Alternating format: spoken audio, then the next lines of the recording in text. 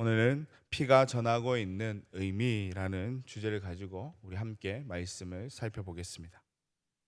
오늘 본문에는 레위기 중간중간에 언급했던 피에 대한 부분을 조금 더 집중해서 다루고 있는 것을 볼 수 있습니다. 피에 대한 부분을 집중해서 다루고 있는 그 이유가 무엇일까요?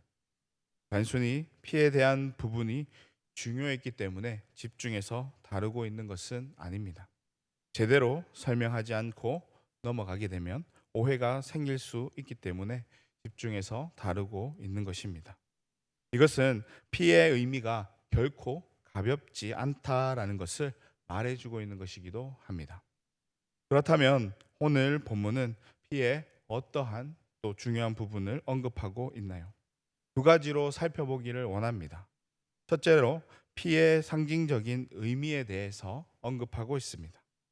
피는 사람이나 동물에게 있어서 없어서는 안 될 아주 중요한 요소 중 하나입니다. 이 피 자체가 무슨 특별한 효능이 있어서 그런 것은 아닙니다. 하나님은 피라는 매개체를 통해서 죄 씻음의 원리를 전하고 있습니다. 꼭 피를 흘리는 제사를 드려야지만 죄 씻음을 받는 것은 아니었습니다.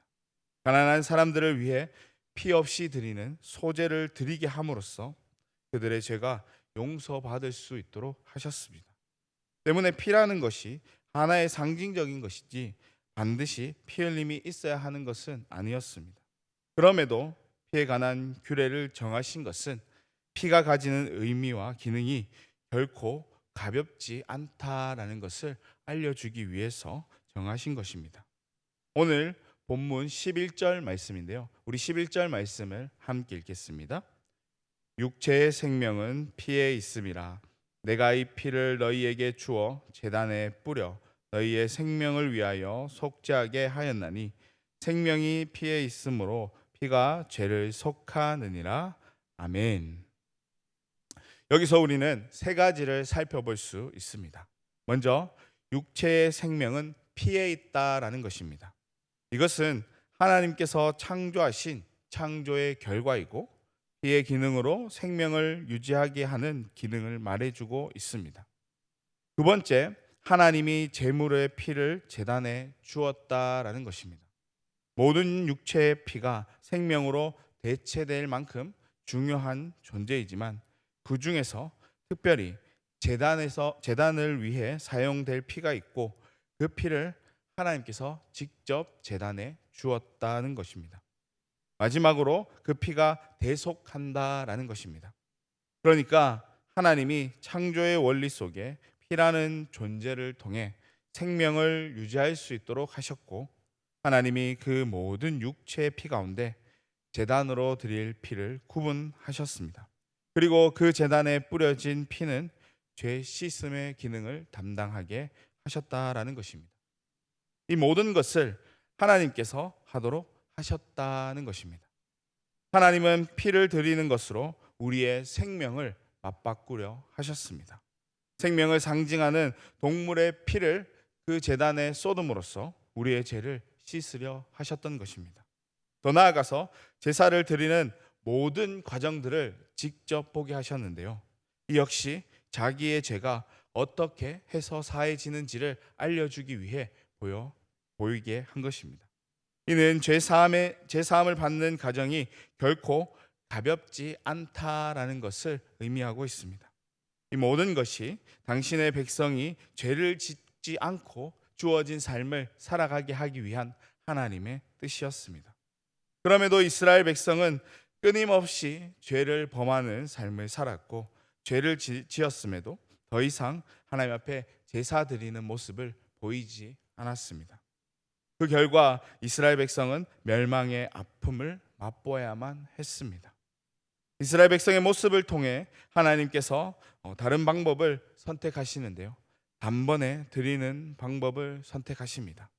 히브리서 9장 12절을 보면 염소와 송아지의 피로 하지 아니하고 오직 자기의 피로 영원한 속죄를 이루사 단번에 성소에 들어가게 하셨느니라라고 말씀하고 있습니다.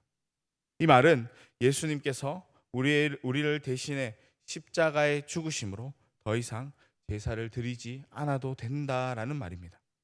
하나님께서 이 모든 일을 단번에 이루심으로 더 이상 제사를 드리지 않아도 되는 은혜를 누릴 수 있게 되었습니다. 구약 시대에는 끊임없이 제사를 드리며 피를 뿌려야만 했지만 예수님으로 인해 더 이상 반복적으로 제사를 드리지도 또 피를 뿌리지도 않아도 되었습니다. 이것은 하나님의 은혜로 얻어진 결과였습니다. 하나님의 은혜로 더 이상 피를 흘리지 않게 되었다고 해서 피가 가지는 그 상징적인 의미가 결코 가볍지 않습니다. 또 그것을 쉽게 잊어서는 안 될 것입니다. 어떻게 얻어진 결과였는지를 분명하게 기억하시고 우리에게 은혜를 베풀어 주신 그 하나님께 감사하는 삶을 살아갈 수 있기를 소망합니다. 오늘 본문에서 두 번째로 언급하고 있는 피의 중요성은 무엇인가요? 피를 먹는 문제에 대해서 언급하고 있습니다. 14절 말씀인데요. 우리 14절 말씀도 함께 읽겠습니다. 모든 생물은 그 피가 생명과 일체라. 그러므로 내가 이스라엘 자손에게 이르기를 너희는 어떤 육체의 피든지 먹지 말라 하였나니 모든 육체의 생명은 그것의 피인즉 그 피를 먹는 모든 자는 끊어지리라. 아멘.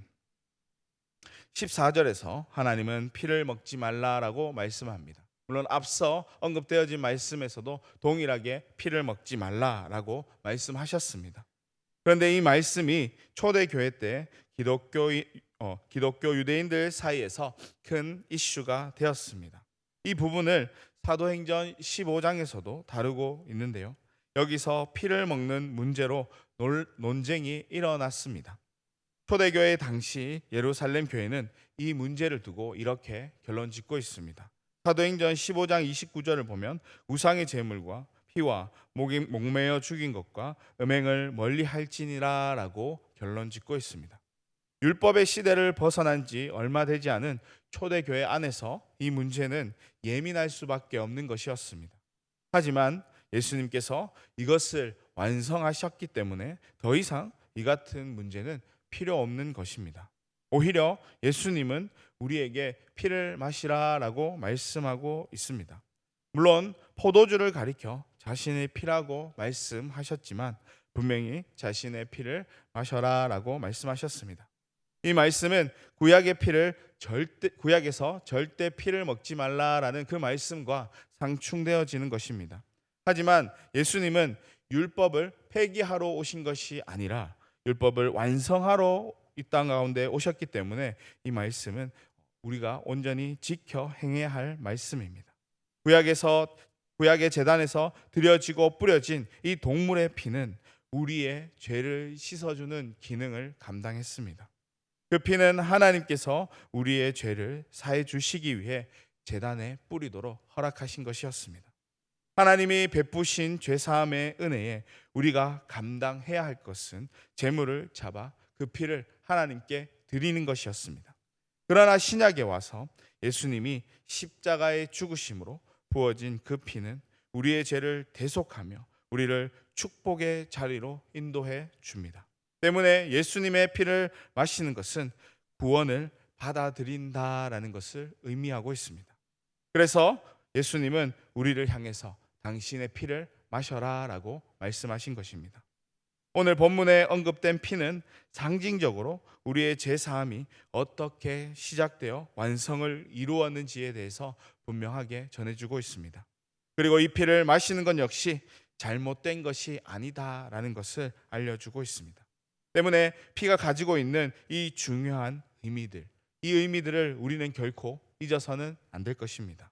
오히려 예수님의 피를 통해 우리가 갚을 수 없는 은혜를 누리게 될 수 있었다라는 그 사실을 꼭 기억하며 주어진 삶을 살아갈 수 있어야 할 것입니다.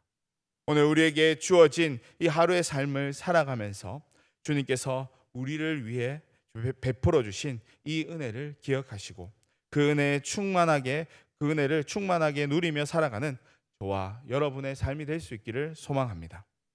우리 삶이 제사함의 은혜를 누리는 것으로 만족하며 살아가는 것이 아니라 주님께서 주신 은혜를 전하고 또 그 은혜를 나누며 살아갈 수 있는 하나님의 자녀된 자들의 삶이 될 수 있기를 주님의 이름으로 간절히 축원합니다. 아멘. 기도하겠습니다. 사랑이 많으신 하나님 아버지여, 하나님, 우리가 구약에서 흘렸던 그 피의 의미를 다시 한번 되새겨 봅니다. 하나님께서 왜 그렇게 하셔야 했는지는 우리가 다시 살펴보고, 예수님의 오심으로 인해서 그것이 어떻게 완성되었는지, 또 어떻게 완성시키셨는지를 우리가 다시 한번 살펴보았습니다. 물론 우리가 이 땅을 살아가면서 그 사실을 날마다 기억하며 주신 은혜에 감사함으로 나아가야 할 터이지만, 하나님, 우리가 연약하기에 또 그것을 잊고 살아갈 때가 너무나도 많습니다. 하나님, 연약한 우리의 삶이 매일매일 삶 속에서 하나님이 주신 그 구원의 은혜를 감사함으로, 또 예수님께서 우리를 위하여 십자가에 못 박혀 죽으심으로 말미암아 단번에 이 모든 죄가 사함을 받았다는 그 사실을 우리가 기억함으로 주신 삶을 기쁘게 감당하며 나아갈 수 있는 주의 자녀들의 삶이 될 수 있도록 주님 붙잡아 주시옵소서. 우리의 삶을 통하여서 또 우리가 하나님께서 주신 그 은혜를 이 땅 가운데 살아가면서 많은 영혼들 가운데에 전하며 나누며 또 그들에게도 동일한 은혜를 누릴 수 있도록 우리가 모든 것들을 기꺼이 감당하며 나아갈 수 있는 주의 자녀들의 삶이 될 수 있도록 주님 붙잡아 주시옵소서. 연약한 가운데에도 모든 과정들 기쁨으로 감당하게 하시고, 또 우리가 잊어버리지 않고 끊임없이 기억함으로 하나님 앞에 나아가기에 부족함이 없는 주의 자녀들의 삶이 될 수 있도록 주님 붙잡으시고 허락하여 주옵소서. 날마다 우리의 심령과 함께 동행하여 주실 것을 믿사오며 거룩하신 예수님의 이름으로 기도드리옵나이다. 아멘.